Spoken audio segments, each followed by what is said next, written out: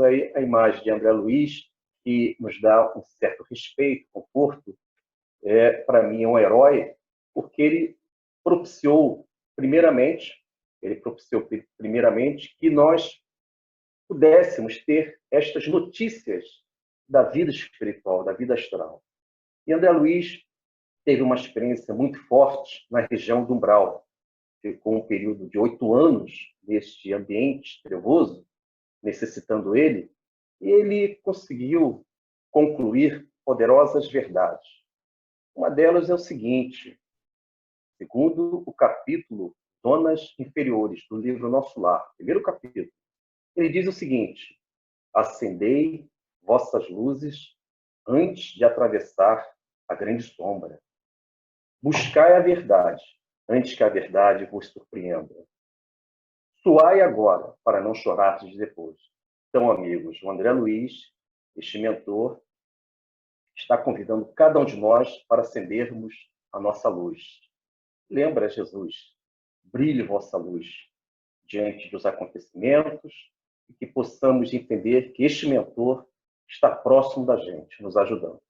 Então, vamos para o slide seguinte, que nos dá aí o nome do capítulo, que é justamente o capítulo 30, Herança e Eutanásia. Nós temos estes dois... Na verdade, o nome do capítulo já traz alguns temas que podemos desenvolver ao longo do estudo. Esta questão da herança, a ideia da herança, ela deve ser sempre apreciada por todos nós de forma muito prudente, já que somos espíritos eternos, e quando deixamos o mundo material, ou quando um amado, um ente querido nosso, deixa o mundo material através da morte física, deixando bens, devemos ter o devido equilíbrio. E o filho do pai da Paulina, quer dizer, o irmão da Paulina, não teve este equilíbrio, porque ele realizou a eutanásia, ministrando um veneno, antecipando a morte, porque a intenção dele era justamente alcançar os bens materiais do pai, e, lamentavelmente, esta família centralizou os seus sentimentos, as suas esperanças somente no mundo material. Devemos entender, segundo a questão 922 do Livro dos Espíritos, que esclarece com muita propriedade que devemos buscar a posse do necessário. A resposta da questão 922 do Livro dos Espíritos diz, na sua parte final, a posse do necessário em relação à vida material. Então, devemos buscar o necessário e entender que o necessário deve ser algo com equilíbrio para que possamos desenvolver esses valores. Então, vamos para o slide seguinte, que aí vamos abrir os conteúdos, os temas que envolvem este capítulo. Temos aí, primeiramente, temos a ideia da herança, conforme dito anteriormente.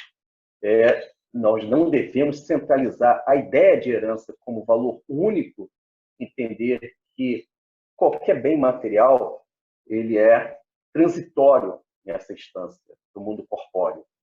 E é interessante que temos no Evangelho do Senhor Jesus a parábola do filho pródigo, vocês devem lembrar, amigo dos estudos, em que o André Luiz, ou melhor, o Evangelho do Senhor Jesus, ao dizer do filho pródigo, aquele filho que recebeu sua herança e deixou a casa do pai para que ele pudesse usufruir dos seus bens. E sabemos, de forma bem resumida, que ele tudo perdeu e ele retornou para o lar. Mas o interessante é que o pai, que é o tipo mental, o exemplo do espírito superior, segundo as escrituras sagradas, o Evangelho, quando ele percebeu que o filho estava retornando, está lá se encontram algumas expressões importantes. O pai, ao olhar o filho, ele foi movido por uma compaixão e foi ao encontro do filho, o abraçou e o beijou. Então, Jesus, conhecendo a ciência da vida, ele nos dá isso. Devemos sempre entender que os grandes bens, os grandes valores materiais se encontram nas relações humanas. E quando somos movidos por esta compaixão, misericórdia, nós iremos entender que bens são aqueles que dizem respeito ao eterno. E o item seguinte, que é eutanásia, temos no livro dos Espíritos, questão 953, em sua resposta diz que aquele que for o autor, protagonista desse ato criminoso, que é a eutanásia, ele será culpado diante das leis divinas. Então, quando eu acelero a morte física, ainda mais que a intenção é para fins financeiros, eu estou agindo de forma ilícita também diante das leis divinas. A família de Paulina, lembrando, só para poder nós configurarmos que família é essa, o pai de Paulina se encontra no pavilhão 5 do ambiente hospitalar da Concha Espírita Nosso Lar. Totalmente desequilibrado, tem aspecto de um seu idoso. Por que tem um aspecto? Porque o perispírito não envelhece. Ele toma forma pela rigidez do nosso pensamento da última encarnação. E está lá o pai da Paulina no leito, revoltado, que ele está ciente que o filho dele agiu desta forma, ou seja, criminosa. Ele incidiu na eutanásia. E, lamentavelmente, o pai está ciente e ele vibra negativamente, ele lança dardos mentais, vibrações, atingindo aquela família por inteiro. Então, a Paulina desencarnou bem antes, a família permaneceu na dimensão física e, naquela oportunidade, o pai de Paulina se encontra no ambiente nosso lar, que também desencarnou pela eutanásia, infelizmente. De modo que gerou-se esse ambiente. Então, a mãe de Paulina ainda se encontra na vida material, os irmãos, e todos eles, segundo a Paulina, se encontram em perturbações, vibrando ódio um em relação ao outro. Temos também o interesse pessoal. Esta colocação justamente é uma resposta do Livro dos Espíritos, 895, que diz que quando o nosso interesse pessoal, veja bem, pessoal, não impessoal. Impessoal se consagra com os valores do cristianismo primitivo. Quando nós entendemos que os nossos valores dizem respeito à expansão do nosso Deus interno, amparando e ajudando, mesmo que você busque os seus valores pessoais, mas esses valores se irradiam para os outros. E a noção de prosperidade cresce muito. E na medida que as suas intenções dizem respeito a auxiliar os outros, naturalmente Deus ele vai amparar a sua vida pessoal. Mas o interesse pessoal de todos nós, quase na sua totalidade do planeta Terra, é o egoísmo, a dureza do coração, não ceder. Não somente das questões de valores, das questões materiais. Também o interesse pessoal de respeito às nossas emoções, à nossa personalidade, à nossa rigidez, que não é flexível diante de entes queridos que talvez se encontram ou mais avançado do que a gente espiritualmente, ou menos avançado. Mas, de alguma forma, devemos ter uma relação sempre caritativa, de profundidade nas relações humanas. O próximo item é a dominação telepática, muito importante. Este item, dominação telepática, ele é um capítulo do livro Nos Domínios da Mediunidade. Por que eu estou trazendo este conteúdo, dominação telepática? Porque o pai de Paulina está lá no leito e na narração de André Luiz, vejam bem, amigos, na narração de André Luiz, no capítulo 30 do livro Nosso Lar que estamos estudando hoje, o pai de Paulina ele está vibrando ódio, propósitos de vingança diante dos seus entes queridos, essencialmente o seu filho que levou ele ao óbito, à morte. E ele lança essas frequências mentais de ódio e estão perturbando tais vibrações o ambiente do lar. E eles, quer dizer, os seus familiares, que ainda se encontram no mundo físico, devolvem estas vibrações com a mesma intensidade. Acreditem, ódio e indiferença. Então, esse título, dominação telepática, é importante porque nós vivemos isso. mentalmente, nós geramos embates silenciosos com aquelas pessoas que contrariam a gente. E nós podemos alimentar estas frequências no invisível da vida, vibrações que os nossos protetores, eles enxergam, eles percebem. Então, são dardos mentais, vibrações sem teor de equilíbrio, de harmonia. E ao lançarmos para aqueles que nós não gostamos, vejam bem, nós fazemos tudo isso, amigo dos estudos, de forma invisível, silenciosa.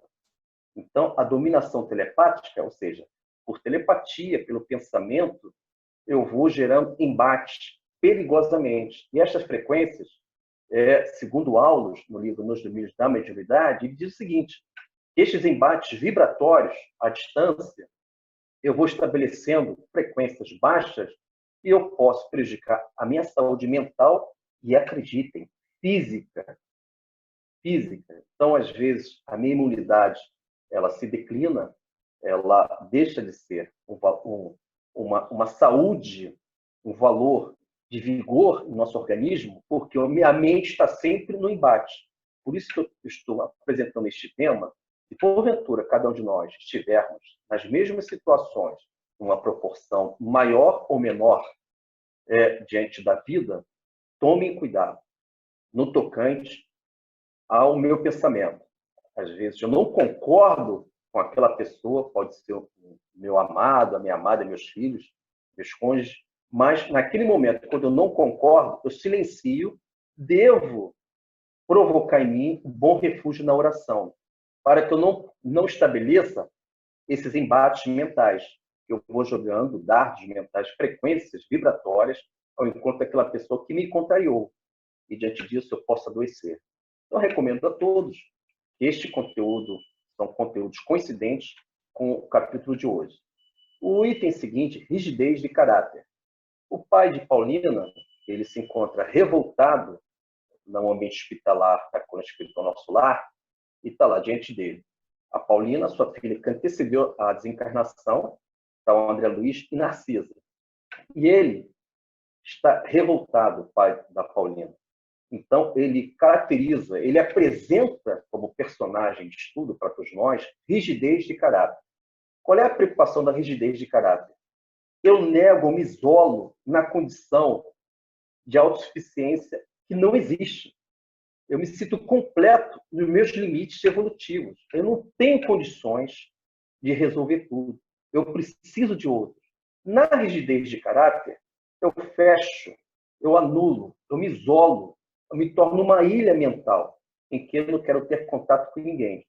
E isso é um perigo, porque quando eu recorro a um livro, tentando desenvolver valores, tentando desenvolver buscas rumo à luz maior, eu consigo sair dessa rigidez de caráter, torno-me maleável, flexível diante da vida, e com isso eu consigo entender que eu posso estar equivocado. É muito importante essa flexibilidade mental. Por quê? Porque nem sempre nós não iremos conseguir, em toda a nossa encarnação, os acertos em 100%. Nós não iremos conseguir. Mas quando eu permito, no meu mundo mental, eu tenho a condição, um refúgio em mim, eu estou possibilitando a minha condição de estudante da vida, de aprendiz, eu evito essa rigidez de caráter. Torno-me maleável, flexível, estou sensível a ouvir todos, vou filtrar, vou analisar, vou discernir, refletir qual a melhor resposta diante da vida. E neste último conteúdo, temos ali, segundo as palavras de Paulina, não sabemos interpretar os valores da vida. É importante essa expressão. Não sabemos interpretar os valores da vida. Segundo a Paulina, isso em plena coluna espiritual Nosso Lar, ela diz que nós precisamos sempre acrescentar, somar outros valores nas nossas interpretações. Porque a autossuficiência, na pouca evolução que nós temos, pode deixar cada um de nós numa situação vulnerável. Devemos entender o seguinte: como agiria o Mestre Jesus diante deste desafio da vida? Como vou proceder? Primeiramente, evitar o primeiro impulso, lembrando a questão 463 do Livro dos Espíritos. Tome cuidado com o primeiro impulso, nem sempre é bom, segundo a resposta dessa questão do Livro dos Espíritos. Então, quando eu não consigo interpretar a vida em bases evangélicas, em valores da luz maior, eu posso interpretar a vida com alguns equívocos. E vejamos o presente caso. O pai de Paulina, como os seus demais entes queridos, exceto a Paulina, interpretaram a vida numa visão segundo o senso comum. Para eles, o conceito de riqueza é acumular de forma imensurável, sem limitar este exercício diante da vida.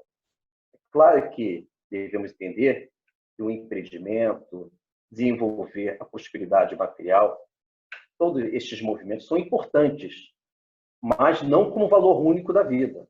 Então, se eu interpreto o valor material, seja o dinheiro, seja os patrimônios que são acumulados como valor único, eu não entendi duas orientações da doutrina espírita. Vejamos, se eu considero que o poder material, os bens materiais, são essenciais para que eu possa viver, eu estou contrariando duas bases doutrinárias. Quais sejam? Questão 922. Resposta, parte final. Em relação à vida material, a posse do necessário. Devo ter a posse do necessário. Eis uma orientação. Se a minha interpretação é uma ambição desmedida, eu estou ignorando e tornando indiferente esta orientação doutrinária na questão do Livro dos Espíritos, 922, na sua parte final, a resposta, que diz o seguinte: em relação à vida material, posse do necessário. Outra base doutrinária do Livro dos Espíritos é 926.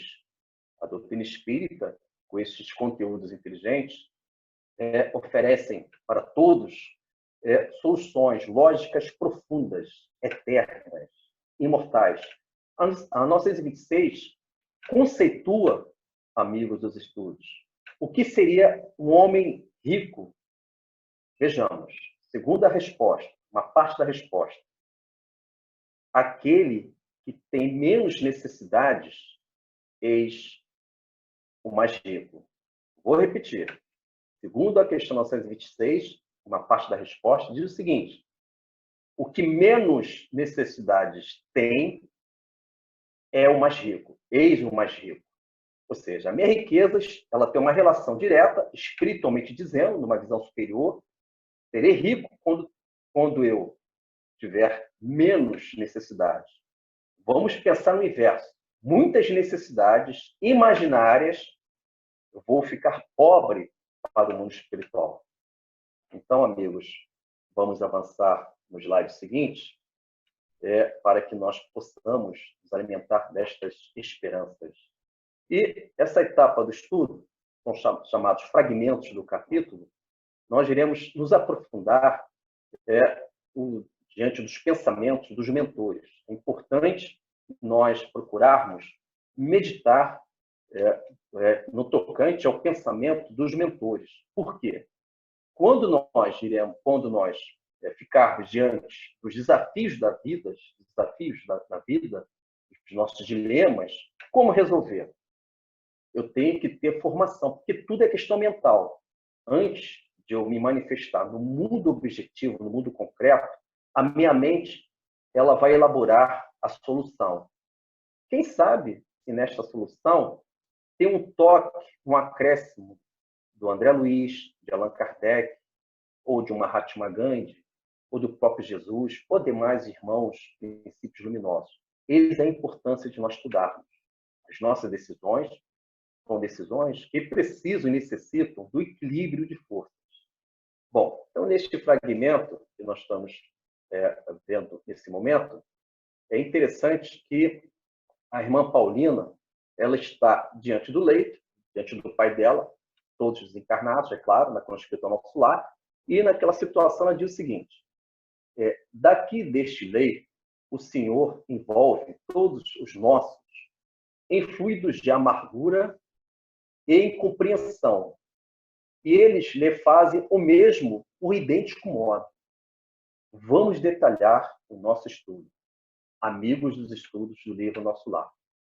A Paulina é uma filha querida, espiritualizada, entendeu o valor da vida, ela sabe que riqueza espiritual são riquezas imortais, não passageiras.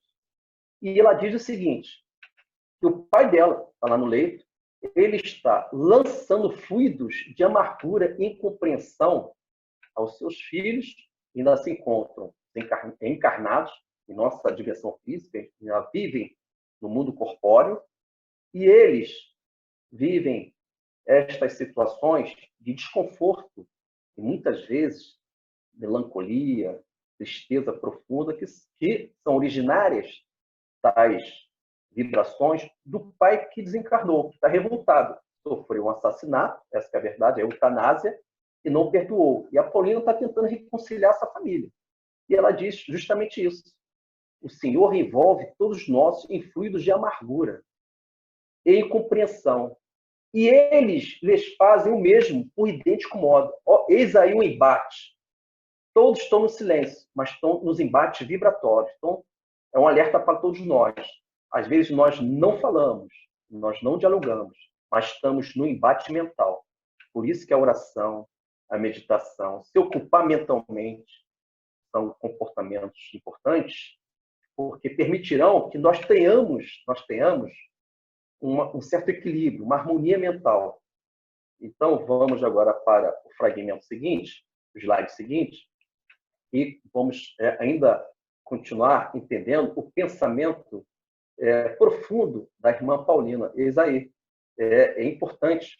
Ela continua ainda nos orientando sobre o pensamento. Ela diz o seguinte, o pensamento em vibrações sutis alcança o alvo, por mais distante que esteja. Então, amigos dos estudos, fica muito claro que não basta nós ficarmos em silêncio labial, verbal. Devemos alcançar o silêncio em pensamento, através do ato de orar, a adoração ao Pai da vida. Aliás, só para acrescentar como material didático aos nossos estudos, temos uma questão do Livro dos Espíritos, a questão 660, item A. Allan Kardec pergunta sobre o propósito da oração. É próximo disso. Mas uma parte da resposta diz o seguinte, que o ato da prece e orar é um estudo de si mesmo. Vejamos, importantíssimo a palavra de Allan Kardec e a resposta do mundo superior. Diz o seguinte, que orar, além de outros valores, também é um estudo de si mesmo. Quando eu estou orando, eu estou estudando as minhas reações. E eu estou evitando esses embates pelo pensamento. E vamos para o fragmento seguinte, em que a Paulina continua esclarecendo a todos nós sobre o valor da vida, como proceder diante dos desafios da vida. E a Paulina, lembrando que é um espírito superior que permite que nós tenhamos esta formação, porque ela já superou etapas evolutivas e podem nos ajudar através destes pensamentos. Ela diz o seguinte, continuando ainda no tema de dominação telepática, pensamento, embates pelos pensamentos, os conflitos vibratórios, estamos ainda nesse tema dentro do capítulo. Então, ela diz o seguinte, a permuta de ódio e desentendimento causa ruína e sofrimento nas almas. Vejamos, a coisa é séria, amigos dos estudos. Quando nós, mentalmente, lançamos uma vibração de teor vibratório baixo, nós podemos gerar sofrimentos aos seus destinatários. Eis aí um tema, talvez pouco estudado na doutrina espírita, que não basta eu silenciar através dos meus lábios, fazer o silêncio do mundo externo. Eu também tenho que desenvolver, não estou dizendo que é fácil, é complexo, Mas o silêncio deve ser na via interna, não somente na via externa. Por quê? O silêncio na via interna vai evitar que eu venha estabelecer esses embates de natureza vibratória pelo pensamento. E ela diz, a permuta de ódio, ou seja, a troca de ódio e desentendimento, causa ruína e sofrimento nas almas. Então, às vezes, eu me encontro numa situação confusa, melancólica, porque eu estou estabelecendo durante anos os embates diante de um ente querido que não concorda com a minha forma de ser, que não entendeu o valor da vida, e eu fico trocando essas energias venenosas, deletérias, que não vão permitir que eu tenha aquela paz do Evangelho do Senhor Jesus. E o Mestre nos orientou com muita beleza, dizendo o seguinte, que quando nós vivemos, quando nós conseguimos equilibrar as nossas forças, ele convida que possamos olhar os lírios do campo, as aves do céu.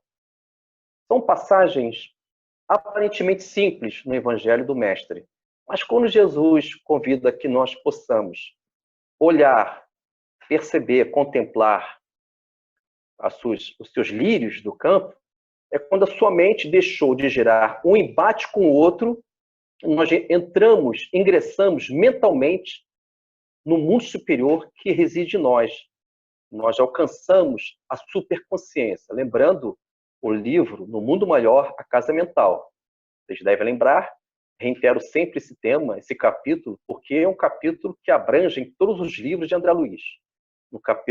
No livro No Mundo Maior, a Casa Mental, com muita clareza, Calderaro explica o seguinte, a nossa mente é dividida em 3 partes. Inconsciente, que é o passado, consciente, que é o presente, e a superconsciência, que é o futuro. Quando eu estou equilibrado, seguindo as orientações do Mestre Jesus, olhai para os lírios do campo. A minha mente, ela alcança essa superconsciência, que é a sede da minha angelitude. Mas quando eu faço o inverso, não entendo o Evangelho que me dá essa paz interior, eu estou no porão, ou seja, no inconsciente, naquelas vidas confusas. E eu fico nesses embates mentais, nessas telepatias de conflitos mentais com pessoas e não consigo sair do passado. E no presente, que é a chave da nossa vida, eu devo desenvolver a reforma interior, transformação moral. Se eu permaneço uma vida por inteiro nesses embates mentais, que é um assunto delicado, eu não consigo viver o presente, por mais que eu esteja presentemente em termos físicos, orgânicos, mas a minha mente está no passado, aprisionada. Quando eu consigo me desvencilhar desse passado, me desligando mentalmente de pessoas e me ligando aos lírios do campo, às aves do céu, do Evangelho do Senhor Jesus, crescendo mentalmente, eu faço do meu presente a reforma íntima e me lanço para o futuro, a superconsciência em que a minha agilitude se encontra ali. Então, eu devo despertar a minha evolução, eu devo evitar estas distrações que o mundo material ainda me aprisiona, para que eu possa entender que vida espiritual é em Cristo. Então, vamos avançar no próximo slide. Temos esse slide, trazendo aí esse slide perfeito. Nós temos o livro Nos Domínios da Mediunidade, justamente o assunto que eu estou aqui trazendo hoje, dominação telepática, que são conteúdos coincidentes com o capítulo 30 do livro Nosso Lar. Vejamos, o pai de Paulina está deitado, está no leito, revoltado, que ele tomou ciência, ele sabe muito bem que ele foi assassinado pelo seu filho. Seu filho, por intenções financeiras, levou o pai a antecipar a sua desencarnação, a eutanásia. Neste caso, quando o pai teve esta notícia, ele gerou embates mentais. Estão ali, ele está lançando vibrações de ódio, de vingança, e estão alterando tais vibrações o ambiente do lar. E os filhos estão lhe devolvendo ao pai de Paulina, que se encontra na coluna espiritual Nosso Lar, as mesmas vibrações. Eles também estão odiando, vibrando de forma negativa. Então, esse conteúdo ele é importante. O livro Nos Domínios da Mediunidade é o capítulo 19, Dominação Telepática, que já conversamos, já estamos analisando a respeito desse tema. E o Aulus, que é o mentor deste livro, Nos Domínios da Mediunidade, orienta o André Luiz a respeito do pensamento. Por que eu estou trazendo este tema? Porque, amigos, nós podemos ainda viver, estamos vivenciando esse comportamento sem que a gente perceba. Talvez nós estamos anos e mais anos nos embates mentais, nos enfraquecendo vibratoriamente, estamos nos algemando ainda no passado, estamos repetindo os velhos padrões de personalidade, doentias, enfermas, e elas estão presentes quando eu sou invigilante. Mas a minha invigilância, ela não é somente quando eu falo o que eu quero, sem a responsabilidade de falar o que é correto. Ela também pode ocorrer no meu silêncio interior, ou seja, no meu mundo mental. Quando eu me lanço mentalmente e eu crio um embate mental com aqueles que eu não gosto, eu contrario e não aceito esta oposição de ideias. Então, segundo Aulus, ele diz que isso vai levar a cada um de nós à ruína. Então, vamos lá. Está aqui é o capítulo 19, conforme o slide está apresentando. Vamos ao pensamento do mentor Aulus para a nossa formação espiritual, para o nosso autoconhecimento, amigo dos estudos. Ele diz o seguinte: o pensamento exterioriza-se e projeta-se, formando imagens e sugestões que arremessa sobre os objetivos que se propõe atingir. Vamos analisar esse primeiro fragmento. Aulus diz que o nosso pensamento cria imagem e sugestões. Então, se for de baixo teor, pode haver uma obsessão de um encarnado para o outro encarnado. Então, às vezes, mentalmente, vem uma imagem, pode ser o pensamento lançado por um opositor que não está desencarnado, nem é um obsessor, é um encarnado, que estou ali naquele embate durante anos. E uma vez que estas imagens, sugestões nos alcançam, se eu não tiver um pensamento firme, firmeza no bem, nos propósitos do Altíssimo, se eu não estou ocupando a minha mente com os valores caritativos, eu vou gerar sintonias, elos vibratórios de natureza venenosa, deletéria. E pouco a pouco eu vou perdendo a minha encarnação. E no seguinte, segundo Aulus, no livro Nos Domínios da Mediunidade, lembrando que eu apresento nos nossos estudos presenciais conteúdos coincidentes, para que possamos abranger, alargar os conteúdos do capítulo do livro Nosso Lar, que hoje é o capítulo 30. Então, Aulus diz o seguinte, continua no tema pensamento, os embates pelos pensamentos. Diz o seguinte: quando benigno e edificante, ajusta-se às leis que nos regem, criando harmonia e felicidade. Todavia, quando desequilibrado e deprimente, estabelece aflição e ruína. Amigos dos estudos, vamos detalhar isso. É autoconhecimento. Existe a nossa vida na via externa, no mundo objetivo, nas realidades físicas, e existe a nossa vida na via interna, em que ninguém está observando os nossos atos e intenções. Segundo Aulus, quando o pensamento é edificante, eu penso numa pessoa, oro por ela, gosto dela e vibro ela no caminho do bem, eu crio imagem e sugestões positivas, confortadoras. Agora, o inverso. Se porventura, na via interna, meu mundo mental, eu estou estabelecendo desequilíbrio para outros, eu posso gerar aflição e ruína.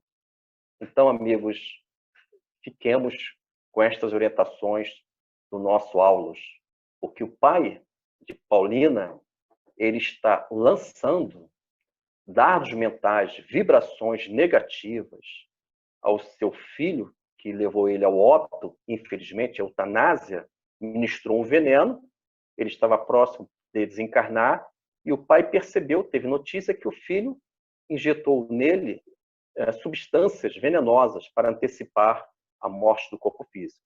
A intenção eram os bens materiais. Bens materiais era a intenção desse filho, que lamentavelmente agiu desta forma. Esse filho ainda se encontra encarnado naquela oportunidade. Vamos para o slide seguinte, a fim de que possamos, já próximo de finalizarmos o nosso estudo, é o último slide. Eu estou trazendo aí a chamada correspondências doutrinárias, só para que os amigos tenham na realidade, esse meio didático de nós apresentarmos os estudos, é uma orientação do professor Allan Kardec, é a chamada concordância. O professor Allan Kardec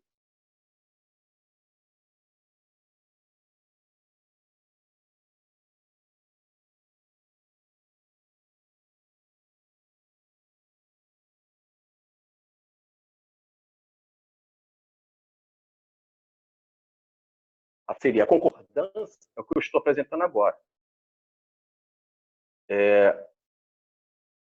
Marcos.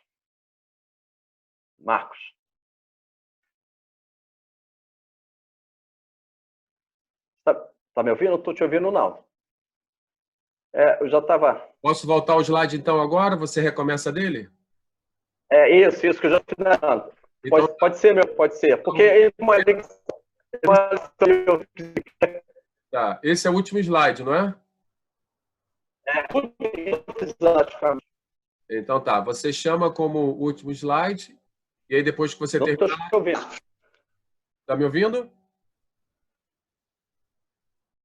Tá me ouvindo? Ele chega em cima. Aí tem a palavra no roteiro.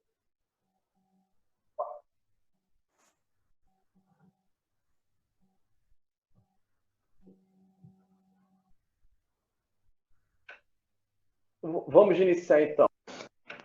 Então, amigos dos estudos, nós estamos no slide, o último slide, em que existe as correspondências doutrinárias. Lembrando que esta orientação do professor Allan Kardec, que é a chamada concordância da doutrina, deve existir. Então, vejamos aqui. Nós temos no quadro com a cor vermelha algumas informações, né? Livro Nosso Lar, capítulo 30, que nós estamos estudando hoje.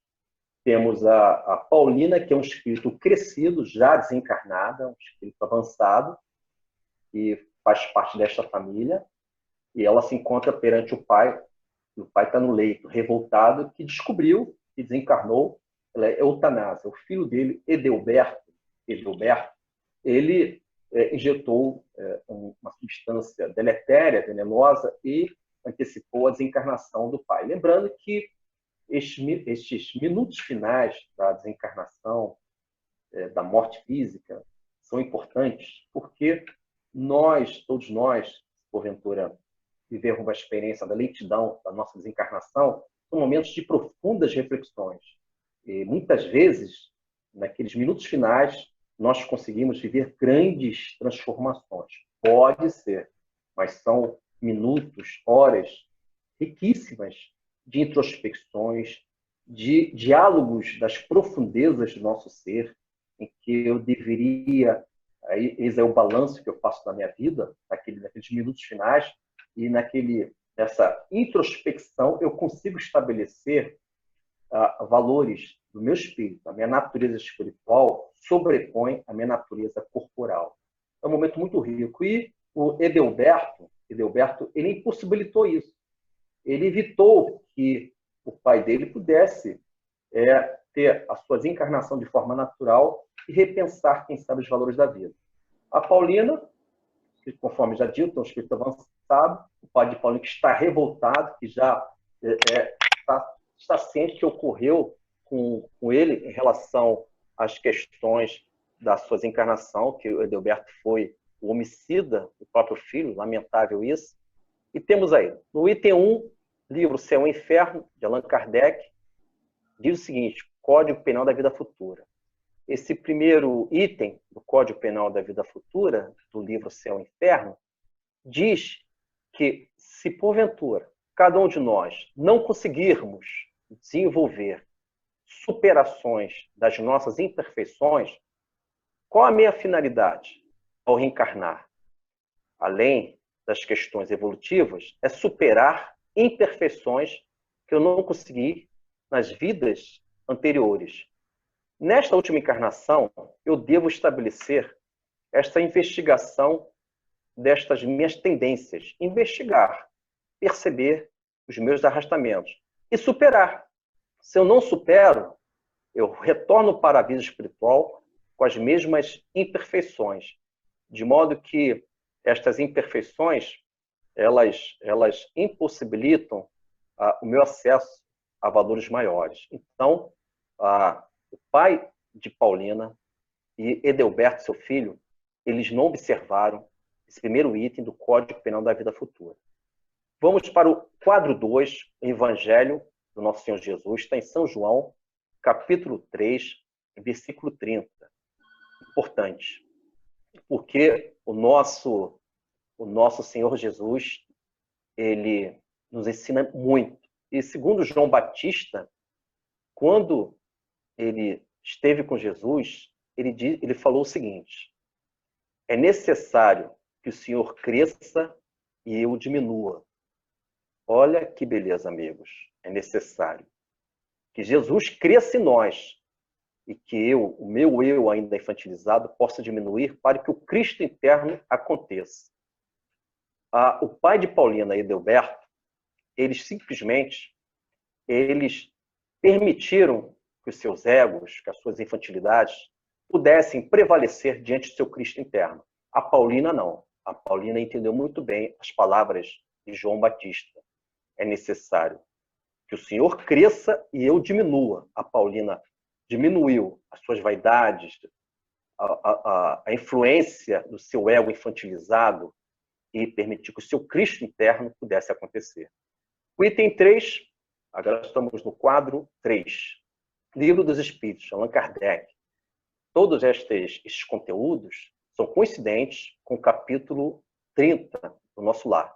E diz o seguinte, Livro dos Espíritos, temos as questões 655, 895 e 922. Resposta, 655. A intenção constitui a regra. Qual a intenção do Edelberto perante o pai? Levar ele à morte, como assim ele agiu, pela eutanásia. Esta intenção que vai nortear a vida de Edelberto naquela vida e na próxima reencarnação. Ele terá que superar esta tendência. E Deus nos conhece não pelos fatos, mas pelas nossas intenções. A questão 695 diz a respeito do interesse pessoal. Já mencionei anteriormente qual é o interesse pessoal, o interesse central de Edelberto e do pai de Paulina. Simplesmente a ambição excessiva, desmedida, o apego às questões materiais, e criaram essa ruína na família deles. E por último, no quadro 4, diz o seguinte, livro Nos Domínios da Mediunidade, já estudamos, capítulo 19, Dominação Telepática. Devemos evitar os embates mentais. A via externa, nós devemos procurar se controlar. Na via interna também, na minha intimidade, no meu psiquismo, eu devo evitar esses embates mentais, porque eu estou me tornando enfermo sem perceber. Então, amigos dos estudos, vamos finalizar fazendo a